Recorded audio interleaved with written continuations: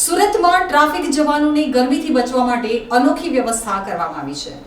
ગુજરાતમાં છેલ્લા થોડા દિવસોથી લોકો આકરી ગરમીનો સામનો કરી રહ્યા છે, તો સૂર્યનારાયણ કોપાયમાન થયા હોય તે રીતે 40થી વધુ ડિગ્રી તાપમાન રોજ જોવા મળી રહ્યું છે। ત્યારે સુરતમાં રસ્તાઓ પર ટ્રાફિકનું સંચાલન કરતા પોલીસ અને ટ્રાફિક બ્રિગેડના જવાનોને બચાવવા માટે 4 રસ્તા ઉપર અનોખી વ્યવસ્થા કરવામાં આવી છે। હીટવેવની સ્થિતિમાં છાંયો મળી રહે તે માટે ગ્રીન મંડપ ઊભા કરવામાં આવે છે। ગુજરાતમાં જે રીતે હીટવેવની આગાહીને પગલે સુરત સહિત સમગ્ર ગુજરાતમાં કાળઝાળ ગરમી પડી રહી છે, જેને લઈ અને તંત્ર દ્વારા તમામ પ્રકારની તૈયારીઓ કરવામાં આવી રહી છે। ત્યારે સુરત ટ્રાફિક પોલીસ દ્વારા એક નવતર પ્રયોગ કરવામાં આવ્યો છે। શહેરના દરેક ટ્રાફિક પોઈન્ટ ઉપર ગ્રીન મંડપ બાંધવામાં આવ્યા છે, જેથી ટ્રાફિકમાં ઊભેલા લોકોને ગરમીથી રાહત મળી રહે તે પ્રકારની વ્યવસ્થાઓ કરવામાં આવી છે। સુરતમાં પડતી આકરી ગરમીને લઈ અને પોલીસ કમિશનર પાસે કોંગ્રેસી આગેવાની દ્વારા બહારથી 4 ફરજ મુક્તની માંગ કરવામાં આવી છે।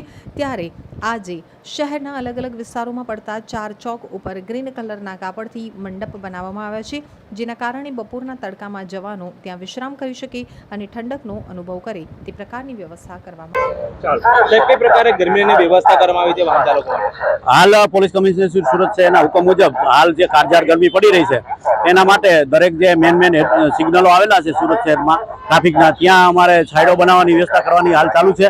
રેડ નાઇટ સર્કલે પણ અમે સાઈડો બનાવેલો છે અને આમ પબ્લિકને પણ ગરમીમાં બહુ રાહત મળે છે અને આ તડકામાં તમામ પબ્લિકને રોડ ઉપર રસ્તા પર ઊભી રહે એને ગરમી તડકો ન લાગે એના માટે પૂરતી વ્યવસ્થા અમે લોકો કરી રહ્યા છીએ।